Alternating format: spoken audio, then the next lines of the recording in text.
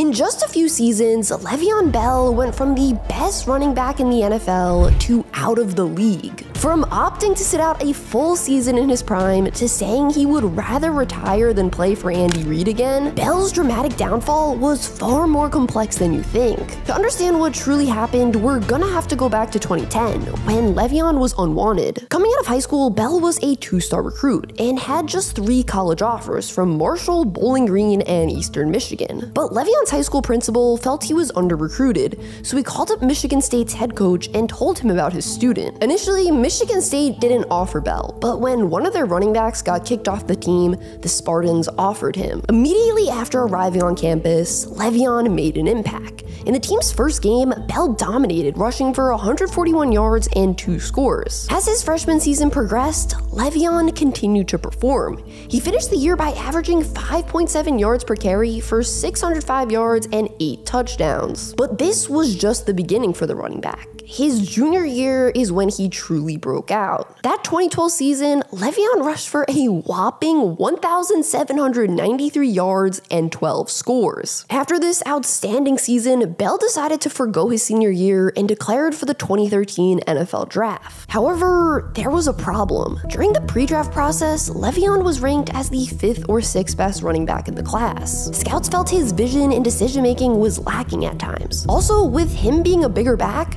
some worried about his lack of speed. But when draft day arrived, one team saw something in him that the others didn't. So with the 48th overall pick in the 2nd round, the Steelers selected Le'Veon Bell. He ended up being the 2nd running back taken that year behind Giovanni Bernard. During training camp, the rookie was battling for the starting job with veteran Isaac Redman. However, in the team's 2nd preseason game, Bell sprained his foot and was sidelined for the first 3 weeks of the regular season. When he was finally healthy in week 4, he replaced Redman as the team starter, and in his first NFL game, he scored 2 touchdowns. Throughout his rookie season, it became clear Le'Veon wasn't a running back that just carried the ball. He could also catch it. He finished his first year in the league with 860 rushing yards, 8 touchdowns, 45 receptions, and 399 receiving yards. Bell started his 2nd pro season with a bang. In a week 1 win versus the Browns, he rushed for 109 yards, 1 touchdown, and had 6 receptions for 88 receiving yards. Le'Veon simply didn't slow down after this. In each of the Steelers' first 8 games that season, he had over 100 yards from scrimmage. But then, starting in week 11, he had one of the craziest 3-game stretches we've ever seen. In a win versus the Titans, Bell had 204 rushing yards,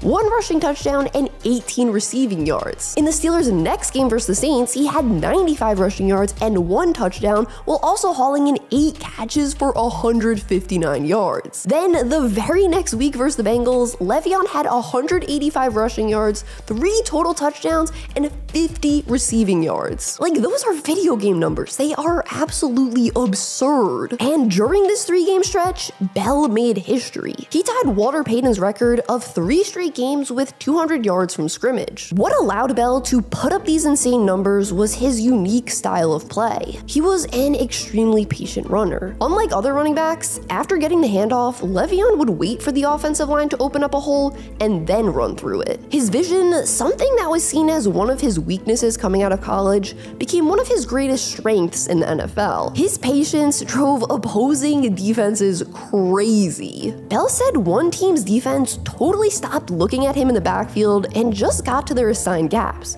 even if Le'Veon wasn't there. He played mind games with these defenders. He would look one way and make it seem like he was hitting one hole, but then boom, he would cut back and hit the other. In just his 2nd pro season, Bell was already one of the best running backs in the league. Thanks to his outstanding play, Pittsburgh was gearing up for a playoff run. But then, in the final game of the regular season, things took a turn. In the 3rd quarter, Le'Veon's knee got hit by a defender's helmet. He was in serious pain and was quickly brought back to the locker room. The injury turned out to be a hyperextended knee, which meant Bell wasn't allowed to play in the team's wildcard game the following week. The Steelers weren't the same without Le'Veon and ended up losing to the Ravens in the first round of the playoffs. Although his season ended on a bad note, 2014 was a historic year for Bell. He had a total of 2,215 yards from scrimmage, 1,300 rushing, 800 receiving, and scored 11 touchdowns. To put into perspective just how much he was used as a receiver, he had more receptions that year than DeAndre Hopkins, Travis Kelce, Rob Gronkowski, Keenan Allen, and many, many more. After the season ended, he took home the FedEx Ground Player of the Year award and was named a first-team All-Pro. Expectations were high for Bell and the Steelers heading into 2015. But before the season even started, things took a turn for the worse. Le'Veon and LeGarrette Blount were arrested on DUI and Mary Jane charges. As a result, Bell was suspended by the NFL for the first 2 games of the year. When Le'Veon returned to the field in Week 3, he looked like his all-pro self from the previous season. But then, in a Week 8 game versus the Bengals, things took another unexpected turn. While being tackled, Vontaze Burfict fell on Bell's leg. After the play, he immediately grabbed the back of his knee. The injury turned out to be a torn MCL, which ended the running back's year. The 2016 season, unfortunately, started just like the 2015 one for Bell. Yet again, he was suspended for the first 3 games of the year for violating the league's substance abuse policy. This was more serious than people remember because just 2 years prior, in 2014, Josh Gordon was suspended the entire season for violating the league's substance abuse policy for a second time. With this being Bell's second violation in a 2-year span, it wasn't crazy to think the league would suspend him a full year if he had a third infraction. Le'Veon returned to the field in Week 4 and made an immediate impact, racking up over 170 yards from scrimmage in his first game back. 2 weeks later, in a game versus the Patriots, Bell had 10 receptions, which was the most by any player on both teams. With this, Le'Veon really changed how we view the running back position. Before him, pass catching was something running backs didn't need to be good at. Usually teams had a backup running back on their roster that specialized in pass catching. Think guys like Shane Vereen, Danny Woodhead, and Darren Sproles. But Bell showed the league running backs could be great north and south runners as well as pass catchers. So today, if you're a running back that can't catch the ball, teams aren't going to sign you. But now that I think about it though, are there really any running backs that can't catch the football out of the backfield? I feel like they don't exist anymore. In Week 14, Le'Veon had another record-shattering performance. He set the Steelers' franchise record for the most rushing yards in a single game with 236, and on top of that, had 62 receiving yards. That's nearly 300 yards in a single game. As the 2016 regular season came to a close, Bell was gearing up for the first playoff game of his career. In the wildcard round, the Steelers were set to face off with the Dolphins. Le'Veon went absolutely insane in this game. He rushed for 167 yards and 2 touchdowns, which helped Pittsburgh win 30-12. The Steelers were now headed to Kansas City to take on the Chiefs in the divisional round. In that one, Bell somehow topped his performance from the previous week and rushed for a whopping 170 yards. He was just unstoppable. So thanks to Le'Veon, Pittsburgh was just 1 win away from a trip to the Super Bowl. But in the AFC Championship, disaster struck. On just the second play of the game, Bell got injured. He had been dealing with a groin problem the past few weeks, but it flared up in the most important game of his career. Le'Veon kept trying to get back in the game,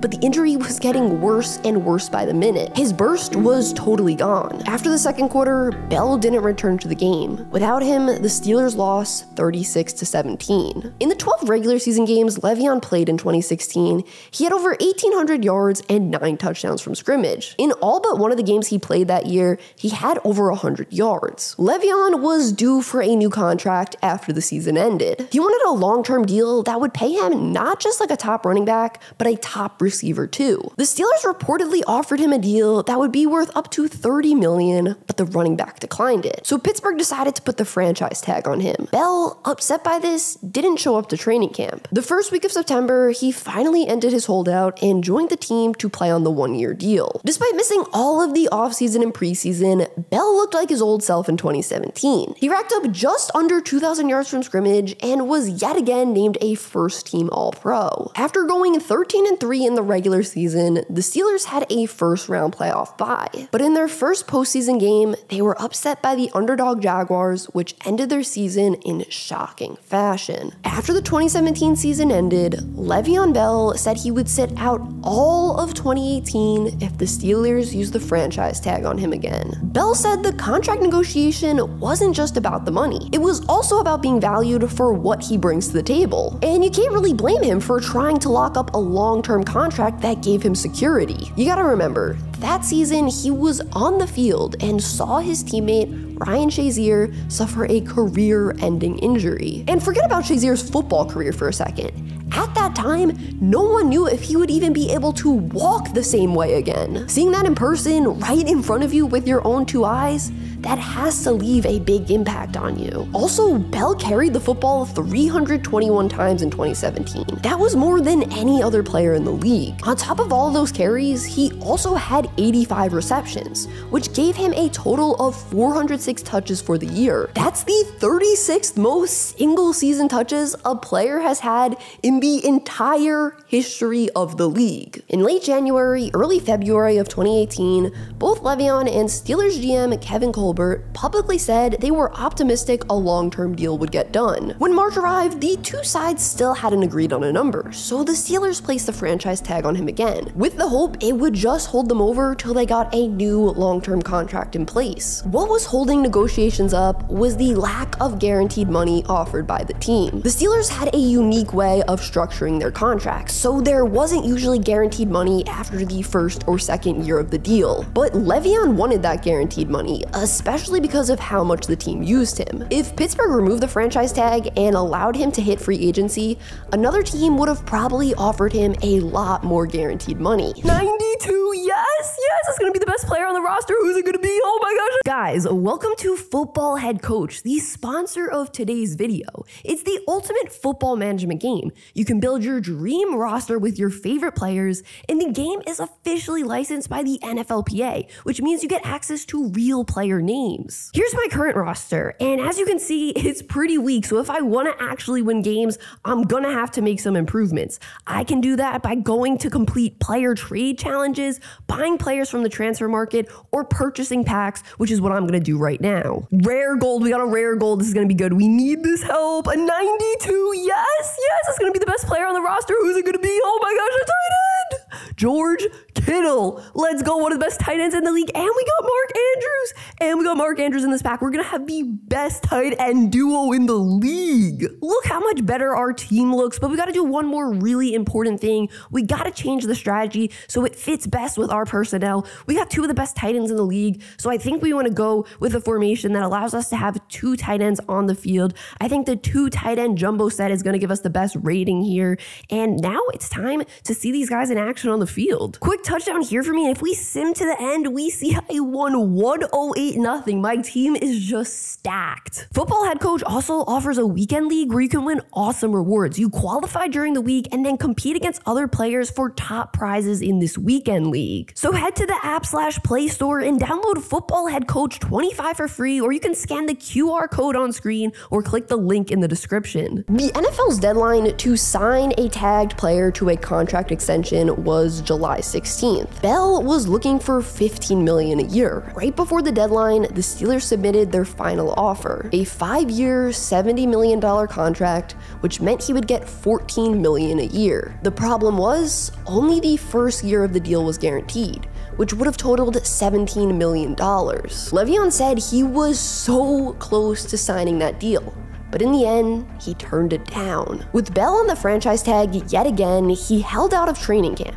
But teammates had hope he would be back for the first game of the regular season, just like the year prior. Except, Le'Veon was staying true to his word. He said he would sit out if the Steelers franchise tagged him again, so when week 1 arrived, Bell was nowhere to be found. As a result, chaos started to break out in the Steelers locker room. Guard Ramon Foster said, quote, "What do? Here's a guy who doesn't give a damn. I just hate it came to this. He's making 7 times what I make, twice as much as left tackle Al Villanueva is making, and we're the guys who do it for him." One anonymous player simply said, quote, he effed us. However, there was something they didn't know. Bell's original plan was to miss just the first week of the regular season, but after hearing those comments and a combination of other things, Bell decided to sit out another week, and then decided he would rest his body and come back after the bye. While Bell was away from the team, his backup, James Conner, was turning into one of the better running backs in the league. In the team's first game without Bell, Conner had a wild 192 total yards and 2 touchdowns. I mean, those look like Le'Veon Bell numbers if we're being honest. As James Conner put together more and more games with over 100 yards from scrimmage,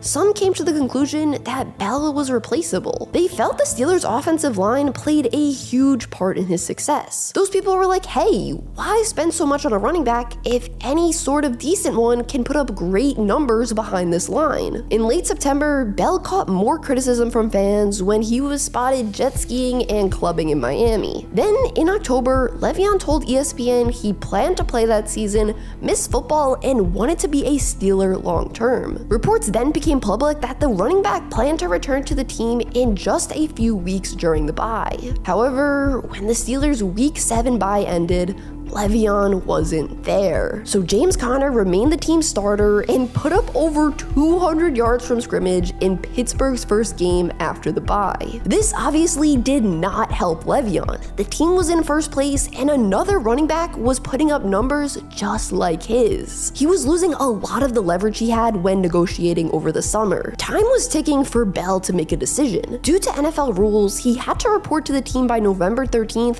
to be eligible to play the rest of the season. Just 6 days before the deadline, Bell tweeted this upside down tweet that I have turned upside down, or right side up I guess, in an attempt to read, but it's still very hard to read, so I hope I get this right. I'm not apologizing for what I believe is right, for myself, family, and the rest of my peers, period. Also, if you're really finding the time to figure out what I'm saying, you've proved my point. When November 13th arrived, Bell didn't report and was ineligible to play the rest of the season. After sitting out all of 2018, the Steelers didn't use the tag on Bell, so in 2019, he was a free agent. Le'Veon had finally gotten what he wanted, but there was a problem. His market had taken a hit. Bell ended up signing a 4-year, $52.5 million deal with the Jets. Yes, it was almost $20 million less than the offer he had from the Steelers, but it also had $35 million guaranteed, $18 million more than he would have got from Pittsburgh. To many, this contract seemed like a loss for Bell, even with the extra guaranteed money. The annual value of his contract ranked 5th for running backs, even though he hoped to be the highest paid one. Things got off to a rocky start for Le'Veon in New York, or should I say New Jersey. A month after he signed with the team, a report came out that Jets head coach Adam Gase didn't want to sign Bell, since he didn't think it was smart to spend big money on a running back. The regular season started well for Bell. Throughout the first 2 games, he averaged just over 100 yards from scrimmage. But then, in week 3, things started to fall apart. His production started to decline. His patient style of play wasn't working with the Jets because their offensive line wasn't good enough to hold blocks. In December, Le'Veon was ruled out of a week 15 game due to illness. However, the night before the game, he was spotted out bowling. When Gase was asked by the media about it, he said, quote, "I'd rather him not be." Which, I don't know, I find that such a funny response for some reason. Bell ended up putting together the worst season of his career thus far in 2019. He averaged a career low 3.2 yards per carry, 789 rushing yards, 461 receiving yards, and just 4 total touchdowns. That offseason, the Jets signed running back Frank Gore and selected LaMichael Pirine in the 4th round of the draft. This made it clear the organization did not have a ton of faith in Bell being their 3-down back. And as the season crept closer, more drama arose. During training camp, Gase pulled Bell from a practice due to hamstring tightness.